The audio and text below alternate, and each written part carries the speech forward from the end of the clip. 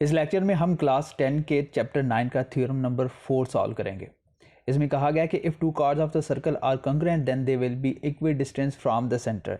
मतलब कि अगर एक सर्कल के कार्ड दो या दो से ज़्यादा जितने भी कार्ड होते हैं वो उसके सेंटर से बराबर फासले पर मौजूद होते हैं। जैसे कि इस डायग्राम से देखें तो यहाँ पर दो कार्ड हैं, एक ए बी, यहाँ पर ये जो लाइन स्ट्रेट लाइन है ये कार्ड है, और दूसरा कार्ड जो है वो सी डी है, ये इसका क्या है, सेंटर है। तो जो गिवन है उसको पहले लिखेंगे हम, A B and C D are the two equal chords of a circle with centre at O. तो एक सर्कल जिसका सेंटर ओ है उसके दो कार्ड हैं ए बी और C D, and so that O H perpendicular to A B. मतलब ये हुआ कि जो सेंटर उसका ओ है उससे हमने एक परपेंडिकुलर ड्रा किया कार्ड ए बी के ऊपर। तो इस तरह से जो ओ एच होगा, ये जिस पॉइंट पर ये इस कार्ड को जाके मीट करेगा उस पॉइंट को हमने एच कहा है। तो इस तरह से जो ओ एच डिस्टेंस होगा इस ए बी के ऊपर परपेंडिकुलर होगा। सिमिलरली यहाँ से ओ के जो होगा, जो कि हमने दूसरे कार्ड के ऊपर परपेंडिकुलर ड्रा किया हुआ है, वो सी डी के ऊपर परपेंडिकुलर होगा। तो हम इसको इस तरह से लिख सकते हैं कि जो हमारे पास ओ एच है वो ए बी के ऊपर परपेंडिकुलर है और ओ के जो है वो सी डी के ऊपर परपेंडिकुलर है। इससे नेक्स्ट हम देखेंगे कि टू प्रूव कि हमने इसमें क्या प्रूव करना है। हमने ये प्रूव करना है कि जो ओ एच है, ओ एच और ओ के ये दोनों बराबर हैं, यानी इन दोनों का जो डिस्टेंस है वो डिस्टेंस बराबर है। ठीक है, तो ये हमने प्रूव करना है। नेक्स्ट हम चलते हैं इस डायग्राम के अंदर थोड़ी सी चेंजिंग करेंगे और हम उसको कंस्ट्रक्शन का नाम देंगे और देख लेते हैं कि क्या कंस्ट्रक्शन इसमें हमें करनी पड़ेगी। करना क्या पड़ेगा कि हमें इस पॉइंट से सेंटर से जो इस कार्ड ए है उसका पॉइंट ए है वहाँ तक एक लाइन ड्रॉ कर देंगे, यानी दोनों को मिला देंगे, ज्वाइन कर देंगे। ठीक है, और ऐसे ही हम सेंटर से पॉइंट सी को आपस में मिला देंगे।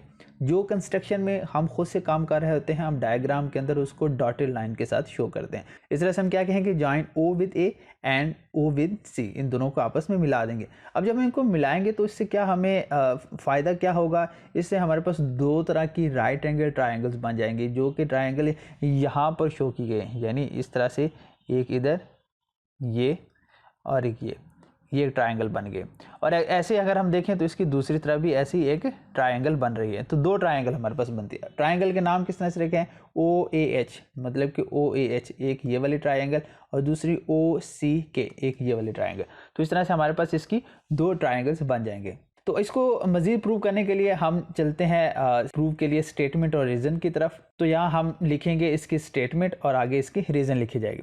तो देखें सबसे पहले तो हम ये देखें स्टेटमेंट के हमें पता है जो ओ एच है वो कार्ड ए बी को ना बाइसेक्ट कर रहा है। ठीक है ना, यहाँ से देखें इस डायग्राम में देखें O H chord A B को बाइसेक्ट कर रहा है। तो अगर ये बाइसेक्ट कर रहा है तो इस तरह से क्या होगा, ओ एच ए बी के ऊपर परपेंडिकुलर हो जाएगा। असल में ये भी एक थ्योरम है, थ्योरम 3। तो यहाँ सबसे पहले हम लिखेंगे कि जो ओ एच डिस्टेंस होगा हमारे पास, ओ एच वो क्या है, बाइसेक्ट करता है। बाइसेक्ट किसको बाइसेक्ट करता है, chord A B, chord A B को बाइसेक्ट करता है। तो इस तरह से हमारे पास जो ओ एच है ये रीजन है, रीजन किस तरह से बाइसेक्ट करता है कि ओ एच वो ए बी के ऊपर परपेंडिकुलर है। ठीक है, ये हमें कहाँ से पता चला था, ये हमें थ्योरम 3 से पता चला। इससे पहले जो थ्योरम 3 पढ़ा था उसमें यही बात लिखी हुई थी। अब आगे हम ये कह सकते हैं कि अब जैसे यहाँ से ये पूरी एक मुकम्मल लाइन है, कार्ड है ए बी है और ये ओ एच इसको बाइसेक्ट कर रहा है, दैट मीन्स कि इसको दो बराबर हिस्सों में डिवाइड कर रहा है। अब तो यहाँ से ए से एच तक का जो डिस्टेंस होगा और एच से बी तक का डिस्टेंस दोनों बराबर हो जाएंगे। ठीक हो गया, तो हम इसको पहले ही लिख लेते हैं। ए एच डिस्टेंस है वो इक्वल हो जाएगा एच बी के इक्वल हो जाएगा। तो यानी दोनों इक्वल हो जाएंगे तो हम कह सकते हैं कि यहाँ पर जो ए एच है और दोबारा से इसी ए एच को हम ऐड करें तो ये किसके इक्वल आएगा, ए बी के इक्वल आ जाएगा। ठीक है, तो यहाँ पर ए बी के इक्वल आ जाएगी। इस बात का क्या मतलब है, इसको मैं दोबारा डायग्राम से आपको बता देता हूँ कि होगा क्या कि हमारे पास ये जो टोटल कार्ड है ना वो है A H plus H B. तो यानी ये मुकम्मल लाइन हो जाएगी। अब मुकम्मल लाइन किसके इक्वल है, ए बी के। तो देखिए दोनों डिस्टेंस क्योंकि इक्वल थे तो एच बी को भी मैंने ए एच ही कह दिया। तो यहाँ से ए एच प्लस ए एच, तो ये टोटल लाइन होगी ए बी के। तो इसको आगे हमने इक्वेशन की फॉर्म में इस तरह से लिखा। अब देखें ये दोनों टर्म सेम है तो इनको हम ऐड कर सकते हैं। तो ये आ जाएगा 2 A H equal to A B. तो यहाँ से हम कह सकते हैं कि जो ए एच है ये किसके इक्वल हो जाएगा, हाफ ऑफ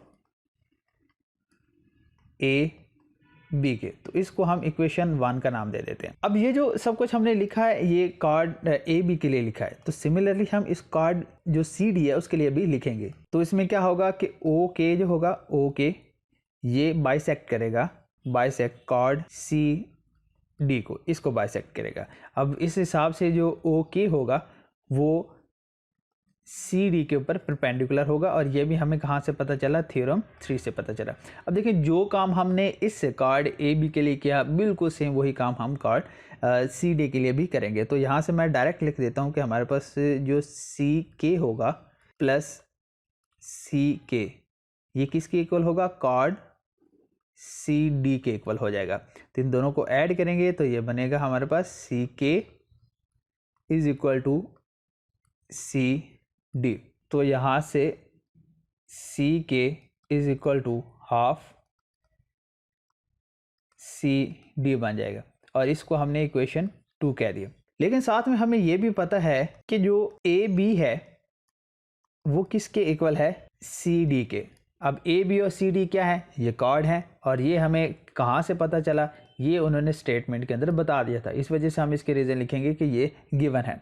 और यहाँ से हम इस इक्वेशन को अगर इक्वेशन 3 कह दें, ये जो इक्वेशन है इसको 3 कह दें, और तीनों इक्वेशन को हम कंबाइन करें, तो कंबाइन करने से हमारे पास ये रिज़ल्ट आएगा कि जो मेजरमेंट ऑफ ए एच है ये इक्वल हो जाएगी के इससे। और ये हमें कहाँ से पता चला, हमने इन तीनों इक्वेशंस को यूज़ किया जो ऊपर बनाए। कौन सी, इक्वेशन 1, इक्वेशन 2 और इक्वेशन 3, इनको यूज़ किया है। अब हम यूज़ करते हैं इन ट्रायंगल को जो कि अभी थोड़ी देर पहले हमने बनाए, जो कि इस कंस्ट्रक्शन के दौरान बनी थी। यहाँ से हम देखें तो ये ट्रायंगल, अब ट्रायंगल हमारे पास कौन सी है, ये ट्रायंगल है एक ओ ए एच। अब ट्रायंगल में ये जो साइड है ये इसका हाइपोटेन्यूस है ये वाला, और ये इसका परपेंडिकुलर है यहाँ पर, और ये इसकी बेस है, ठीक है, ये इसकी बेस है। तो इस आप राइट एंगल ट्रायंगल को यूज़ करेंगे और हम ये कंसीडर करेंगे। अब हमने यानी ये प्रूव करना है कि जो ट्रायंगल यहाँ पर ये ट्रायंगल 1 और ये ट्रायंगल 2 ये एक दूसरे के कॉन्ग्रुएंट है। यानी तो पहले हम इसके कॉरेस्पॉन्डिंग देखेंगे किस किस लिहाज से बनती है, फिर उसके बाद हम इसको जो है ना वो कॉन्ग्रुएंट प्रूव करेंगे। तो सबसे पहले हम इसमें बल्कि लिख लेते हैं, कॉरेस्पॉन्डिंग इसमें लिख लेते हैं। तो हमने कहा कि जो ट्रायंगल है ओ ए एच वो ओ सी से कॉरेस्पॉन्डिंग रखती है, और ये हमें कहाँ से पता चला, ये गिवन है। और गिवन किस तरह से है कि जो ओ एच और ए बी हैं ये दूसरे के ऊपर परपेंडिकुलर है, और ऐसे ही हमारे पास ओ के और सी डी ये दोनों एक दूसरे के ऊपर परपेंडिकुलर हैं। तो ये सारी चीज़ें हमने गिवन के अंदर ऑलरेडी लिखी हैं, इसको मैं दोबारा नहीं लिखने लगा। तो अब हम इसकी ना कोई सी दो साइड को इक्वल प्रूव करेंगे। तो सबसे पहले देखते हैं हम इसका हाइपोटेन्यूस। हाइपोटेन्यूस अभी हमने देखा जो कि इक्वल है ओ ए के।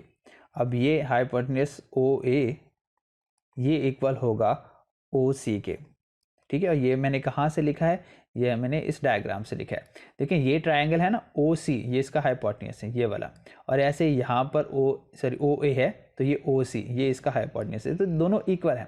अब हमें कैसे पता चला ये दोनों इक्वल हैं, क्योंकि यहाँ ये इसके सेंटर से इसके सर्कमफेरेंस तक का डिस्टेंस है, यहाँ ओ ए, और इधर ओ सी भी इसके सेंटर से सर्कमफेरेंस तक का डिस्टेंस है, जो कि किसी भी सर्कल के रेडियस के इक्वल होता है। और एक सर्कल के जितने भी रेडियस होते हैं वो सारे इक्वल होते हैं।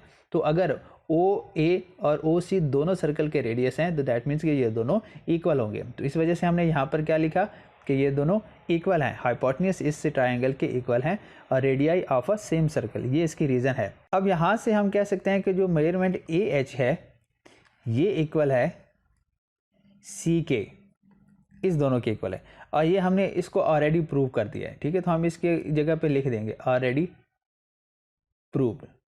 अब जब हमने दो साइड इसकी प्रूव कर ली हैं तो यहाँ से हम कह सकते हैं कि जो ट्रायंगल हमारे पास है ओ ए एच ये कॉन्ग्रुएंट होगी ट्रायंगल ओ सी के यहाँ से। अब इसको कॉन्ग्रुएंट हमने क्यों कहा, इसकी रीज़न क्या थी, क्योंकि हम इसमें हमने ये पोस्टुलेट लगाया कि इसके हाइपोटेन्यूस और एक साइड को हमने इक्वल रखा है। यानी इसको हमने इक्वल प्रूव किया, तो यहाँ से हमने कहा है कि ये जो ट्राइंगल हैं ये कॉन्ग्रुएंट है।